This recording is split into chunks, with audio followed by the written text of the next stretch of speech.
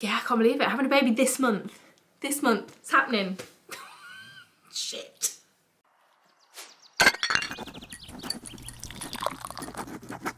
Hey everyone, me again. Welcome back to xameliax. I hope you are well. Today I'm going to be doing a little Q&A video. I asked on my Instagram the other day what kind of content you would like to see before I head off on maternity leave, and lots of you suggested another Q&A, another big bumper Q&A. So that's what we're going to do today. I have got the biggest spot on my face in the world that I picked the other day, and it's so bad. I've tried to cover it up, so just don't look. Just don't look. And we'll move on. Also, I have curled my hair this morning with my Babyliss curlers, a bit different to usual. And I keep looking at myself and I'm like, do I like it? Do I not like it? I'm not sure.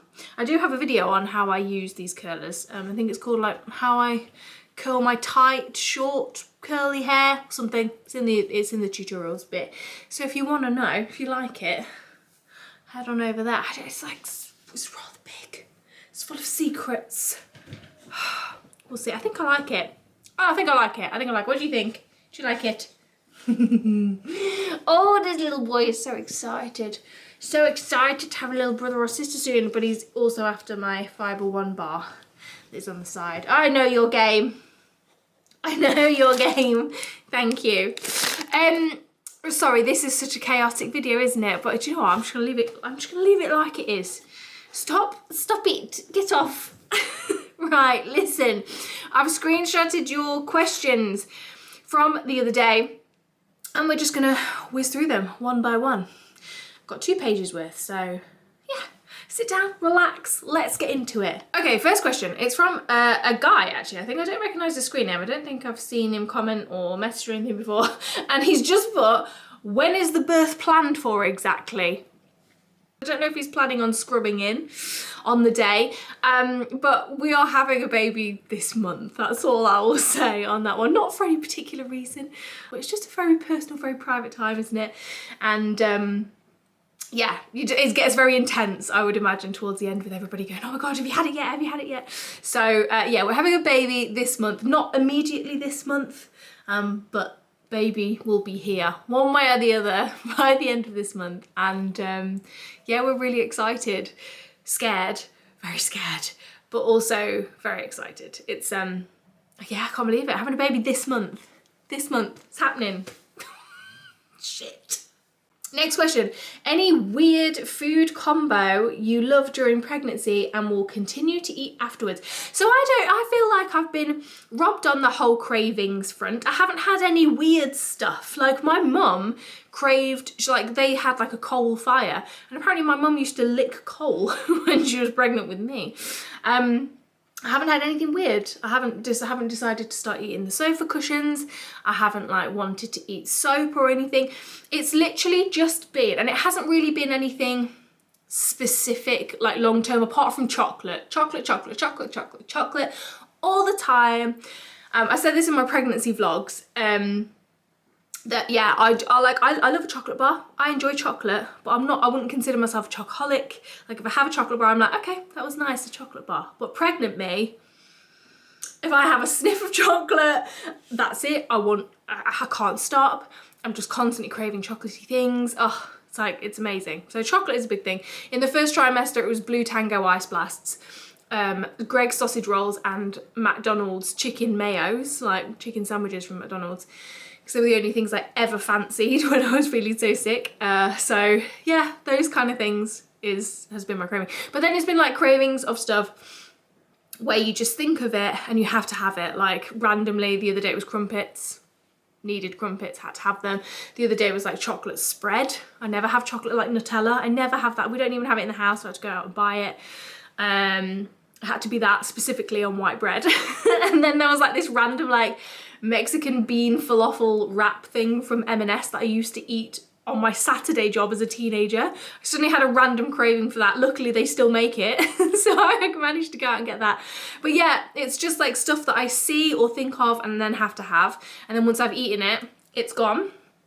But yeah, no weird ones. I feel like I got away with that one somehow. Will you recommend the course you did on lactation, looking for one? Oh yes, so I've actually got an Instagram post lined up ready to post about all this. So we did an antenatal class, an online antenatal class, and also it has hypnobirthing and also a breastfeeding course in it by a lovely lady called Midwife Pip. Full disclosure, it was hashtag gifted by a lovely PR agency who got in touch and said, hey, saw you were looking for antenatal classes, do you want to try this one? And we did that one, and I must admit we really rate it. So much so I am going to pop together a post on it because I think other people need to know about it. So yeah, it was very good. It was one of those where you could work through it at your own pace. You don't have to go into class. I know a lot of people love the antenatal classes that are in person because you get to meet local people who are all due at the same time. For me, as a really anxious person, meeting new people is quite stressful, and at the moment I feel like my life is changing so much in so many areas, I just couldn't take that on currently.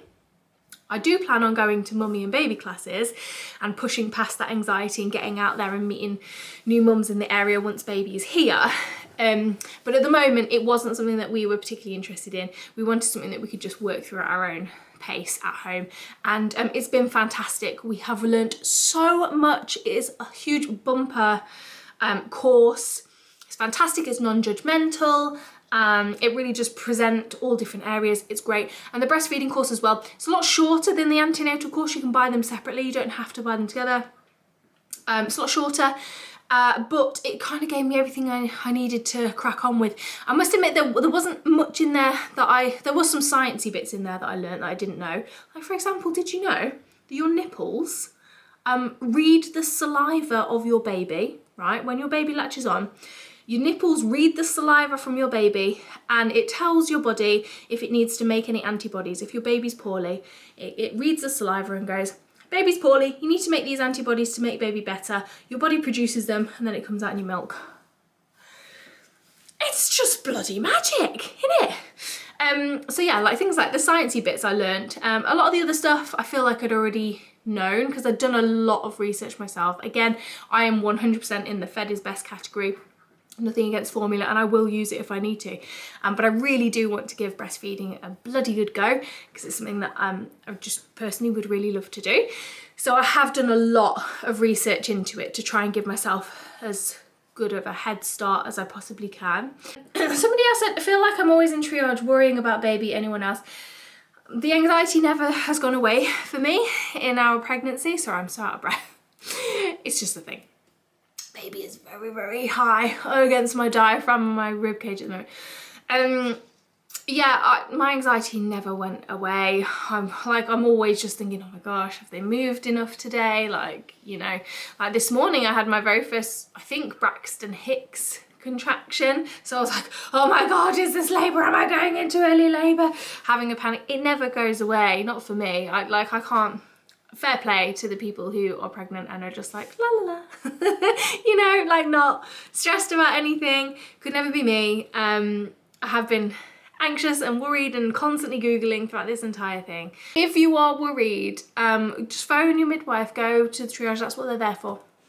So yeah, you're not alone worrying. I am 100% a worrier.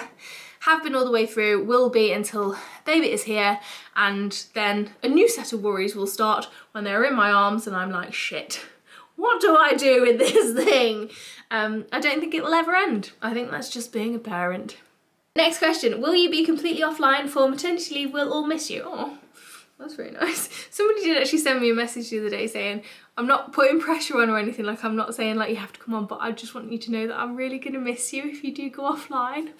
And it made me properly go. Like the hormones really got me. I thought that was really nice. No, I don't think I'll be completely offline. I think I'm just not going to be putting out like static content like this, you know, content that I have to sit down and film and then edit and put together and all that jazz. I want to just focus on me and baby and me, Chris and baby, and our new little, this amazing time. And yeah, just take some time for that, but I'm sure I'll be on Instagram stories just blabbering away, whatever. And I might even find some time, you know, once we've settled into things, to sit down and maybe do videos like birth story or, you know, products that I'm really loving and stuff like that. But I'm just not going to put any pressure on myself. I'm just going to take it like a proper maternity leave that majority of people have for however long or whatever, and just really take that time to just sort of soak it all in. But I'm sure I'll be around and you'll still see my face, my very, very tired face, online. So yeah, but thank you, that's very nice to hear. Sorry, I've got a little bit of a cold at the moment. I feel like when you have even just a tiny cold when you're pregnant, because your immune system's quite low, completely floors you, and it's really got me. How have you been preparing Toby for baby's arrival? Good question. So I was really worried about like how Toby was gonna get on, not for like that reason, just because I just don't want him to feel pushed out. Like, he's amazing with kids and babies. It's weird because, like I said, I don't really have any friends with babies. I have now, but only like fresh, brand new. So he's never really around children, but every time he's around kids, he just knows what to do. And he sits and he's so gentle and he lets them pet him, and he's just amazing. He's so good. So I'm gonna give myself a little pat on the back for that one, because that definitely started, I definitely started doing all this when he was a puppy, because I knew that if I had him as a puppy, I was gonna have him for a very long time, and eventually at some point I might want children. So I wanted him to be okay with being touched everywhere. So ever since he was a puppy, like, they tell you to like gently pull their ears, pull their tails, touch their paws, touch their teeth, touch their eyes, and just get them used to being touched and pulled and prodded everywhere, so they don't react if like a toddler was to come along and yank their ear or pull their tail. So he's very, very good at that, and I think he's quite chilled around children, so I'm not concerned in that regard.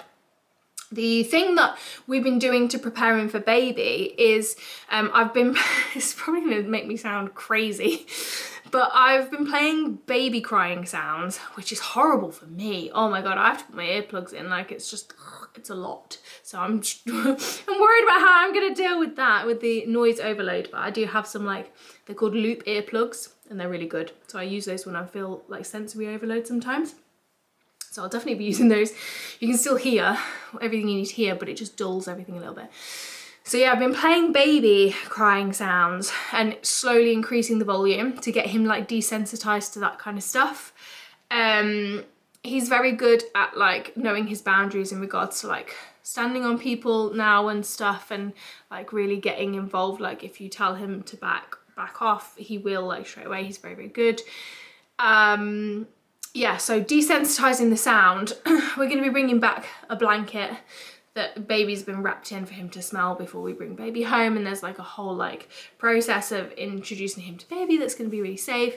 What else? Oh yeah, so this is the bit that's going to make me sound a bit bonkers. So I've been carrying around this little stuffed toy that we bought for baby, and I just sometimes carry them around the house and like pretend that they're a baby. And if he like jumps up or tries to get really involved, I'm doing some training with him to make him, to like desensitize him to the fact that I'm like holding something precious. And so he knows to like keep his boundaries. And I must admit, he's a clever dog. You are quite clever. Did you know that we're talking about, you bought me a coffee? Thank you very much. Dog's the coffee. Delicious. He's a very clever dog, I must admit. You're a bit too clever sometimes. I think that's your problem. Look at him. You wouldn't know to look at him, would you? Is there any brains in there? Is there any brains in there? He's very clever, and he's been really picking up on it all. So yeah, they're the main things I've been doing. Desensitizing him to baby sounds, and just working on him not sort of jumping up with a pretend baby. I know it makes me sound a bit bad, but I just want to do everything that we can to try and ease the transition for him, I suppose. Marie asks, how was your first trimester? Tough. If you want to know about that one, I've got pregnancy vlogs week by week, so feel free to go and watch some of those if you are interested. Just be aware that they are a little bit bleak because it's very poorly. Next question, what are you most excited for when baby arrives? Right, do you know, I was talking to my friends about this the other day, and I think it's actually really difficult to answer these questions when you've not done it before. And my analogy was, because obviously we're really excited, but we don't really know what we're excited for because we've not done it before, right? So if somebody came to me and said, tomorrow we're going for a champagne brunch, then I'm taking you to the theatre and then we're going to Alton Towers, I'd be like, oh my God, best day ever. I am so excited. I can't wait. because I know exactly what I'm excited for because I've done all those things before and I know that I love them. With this, it's a weird kind of excitement because you don't actually know what you're excited about because you don't know what you're really in for. You've never done it before. So it's very strange, and I don't really know how to answer that one. I think I'm just excited for the new adventure.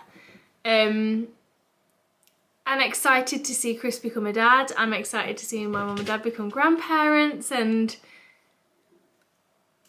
I don't know, I'm just excited. And yeah, I don't know, does that make sense? It makes sense in my head. I'm excited, but I don't actually know what I'm excited for because I've not actually done it before. So we'll see. We'll see. I'm sure it's going to be absolute hell for probably about 3 months. And I'm fully prepared for all that kind of stuff. I guess what I'm not prepared for is how much I might potentially love it. Do you know what I mean? So I feel like that's a bit of a bonus as well, but yeah, I'm just excited. Next question, how are you feeling about your C-section? I'm thinking of elective. Any advice on research? I'm feeling okay about a C-section now, to be honest.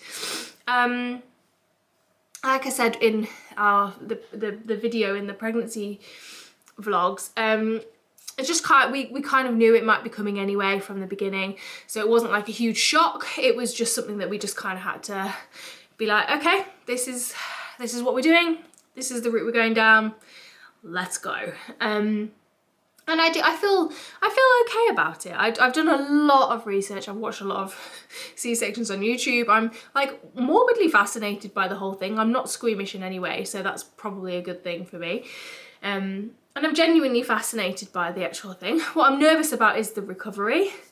But like I said in that other video, like you could have a vaginal birth that ends up with a severe tear that takes ages to recover from. You could have a fairly straightforward C-section recovery that, you know, is fairly quick to recover from, and vice versa. Like you just don't know what you're gonna get until you're in it. So yeah, I think it's more the recovery that I'm nervous about rather than the C-section itself. But overall, I'm pretty okay with it. We've come to terms with it. This is how our baby's entering the world, and that's totally fine. That is totally fine, and yeah, we're just cracking on. We're just putting everything in place that we can do. As far as research goes, I think is it the Dr. Cog website, the Royal Obstetrics and Gynecologist website, the RCOG website, and they have so much stuff about all types of birth and pregnancy and everything, so you can really weigh up your options if it's something that you're considering for whatever reason. I feel like they don't really tell you the risks of vaginal birth. They tell you all the risks of C-section, but they don't tell you the risks of vaginal birth, and I found that website quite helpful when we were trying to sort of figure out exactly what was going to happen with our C-section. Found a really useful article on there. If I can remember, I'll leave it down below. Just talking about, you know, the risks of C-sections and what you can, like, actually giving you the facts of all that kind of stuff. So if you want to make a decision or you need to make a decision, it might help you make a decision. What are you looking forward to that you had to give up / cut out during pregnancy? Oh my God. Pate on toast, spread so thick that it leaves teeth marks when you bite into it. Brie, I've missed a bacon and brie sandwich. What else? Obviously wine and champagne. They're the only things I would say that I've missed, because all the other non-alcoholic alternatives are really great, so I don't miss any of the others. But the wine, not great, and you can't substitute champagne. So a little glass of celebratory champagne. Chin chin. Looking forward to that. What else? Oh, deli meats. Oh my God. Like, I don't normally eat a lot of deli meats, if I'm honest, but I just really want like a white baguette with salami, prosciutto, mozzarella, pesto, rocket. Want one of them. So I might actually get Chris to bring me one of them to the hospital the next day and just like wolf one of those down for lunch. I would love that. And also smoked salmon. So like eggs royale. With a little muffin, smoked salmon, hollandaise, poached egg. Chris has got that ready for me. Like my first breakfast when I'm home from hospital is gonna be eggs royale in bed. Chef's kiss. I'm just so excited for all the food. Flipping love food. Said, are your chosen names more traditional or a little different? I don't really know. I think that's very subjective, isn't it, I guess. Will you do childcare support or do you live away from family? So family are fairly close, so yeah, mum and dad will be able to come in and help. They'll be so excited. They're desperate to get hands on. So yeah, we've got support from friends and family nearby, which will be lovely. How have you found affording everything for the baby? We want to have kids but can't afford to. It's such a personal thing. It's such a personal thing. We sat down and we really priced it all up. Not just like the baby stuff that you need to get, you know, like a pram and the cot and all that kind of stuff, but just like the day-to-day running costs of having a child.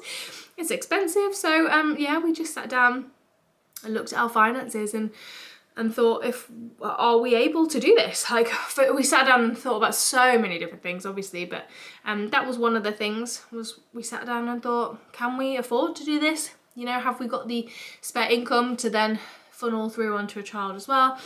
And yeah, we just worked it out. So it's a really personal thing, I think. But I think you like, it's very easy to get carried away with getting stuff for baby. We've only spent and bought stuff that's been within our means. But there are so many options. Like there's like Facebook Marketplace is full of baby stuff. There's like friends and family who would be happy to pass stuff down to us as well if we needed it or wanted it, you know. So there's loads of ways that you can do it in regards to the baby stuff side of things. But yeah, you definitely have to think about the general day-to-day running costs of adding another person to your household, I suppose. And whether that's doable for you. It's definitely, it's good that you're thinking about that though, because I feel like a lot of people don't. But it is a big factor, definitely. Homeschooling, private or public school? Thoughts for future people? Oh my God, I'm not even thinking about that, but not homeschooling or private. Can't afford private. Don't want to homeschool. So yeah, probably just public school, I guess. Oh, don't say that. He'll be here before you know it. And the last one, the other two I've answered on my Instagram stories. The other one is, how do you know when it's the right time to have a baby? Oh my God, I can't answer that question. I don't even know if it's the right time for us to have a baby now. Like, I don't know. We might have a baby and then be like, shit, what have we done? Honestly, and this is going to sound really boring, I'm sure, to a lot of people, but we couldn't be that couple that just went, do you want to have a baby? Yeah, all right then, fuck it, let's go. Just couldn't do that because I'm just an overthinker and an overplanner and everything. So we genuinely did have multiple sit downs and multiple conversations about whether this is actually what we want to do. And we really sort of sat down and tried to imagine all different aspects of having a baby, you know. I thought about the money side of things, like we just said. We thought about the time side of things. We looked at our life in general and how we spend our life day to day, and whether a baby and a child could fit into that, or whether we would feel like resentful, like that our life had changed so much, because if you do, then it's probably not going to be for us. What else did we thought about whether our relationship was strong enough, whether we thought we could hack it. Obviously all of these things are just all complete, you don't know, you've got no idea, we still don't know. And that's the scariest thing I found about making a decision to start a family, is you just don't know. I've said it before in multiple videos, but I liken it to doing a skydive, right? You could have thought you want to do a skydive for your entire life, right? It could have been a dream for years and years and years and years. Ever since you were little, you wanted to do a skydive. So you saved up all your money, you did some training, you like got yourself in peak physical condition so you can really make the most of it and get that perfect, you know, perfect fall. You could have done everything and prepared in every single possible way for this skydive, right? And then you book the skydive, you go up in the air, you're stood there about to jump out of this plane, thinking, I've wanted to do this my entire life. This is what I was put on this earth to do, is to jump out of this plane and do this skydive. But the truth is, you have no idea if you are going to enjoy that skydive until you've jumped out of that plane. And by then, it's a little bit too late because you can't get back on the plane. You're just free falling and you're in it, right? There's no take backs. And you don't know if you're going to love it, if you're going to hate it, you're going to have mixed feelings about it. You don't know if it's going to go okay. You don't know if you're going to land okay. You don't know if you're going to want to do it again. Like, it's just... And that's my analogy for having children. Thank you. That is how I feel about it. And it's terrifying because the truth is you just don't know. You just don't know. I don't think there is a right time to have a baby. And I don't think anybody truly, truly knows until you do it. And then there's no take backs, like I said, which is what makes it a truly crippling decision in a lot of ways. But, you know, we just sat down and we thought about it, and we really did think about the ins and outs of it. And I think that's probably why I'm a little bit like, I'm expecting it to be hell because we've prepared ourselves for all of that shit. But I don't think we've fully prepared ourselves for just how amazing it could be as well. So I'm hoping that might be a really lovely surprise. We might get through it, and if it is hell, we'll be like, okay, expectations met. We thought it was going to be like this. No problem, we have prepared. But if we get into it and actually I'm like, I flipping love this. This is like amazing. Then that's even better, right? And obviously we're in a very privileged position where we were able to think, I would like to have a child now. There's lots of people who find themselves in that situation and have to make other decisions. There's lots of people who really, really want a child and it just doesn't work for them. And then there is a whole other side of things as well to that. So I'm just speaking from what I understand is a very, very privileged position in that regard. Just put that out there as well. But yeah, I don't know. Could hate it, could love it.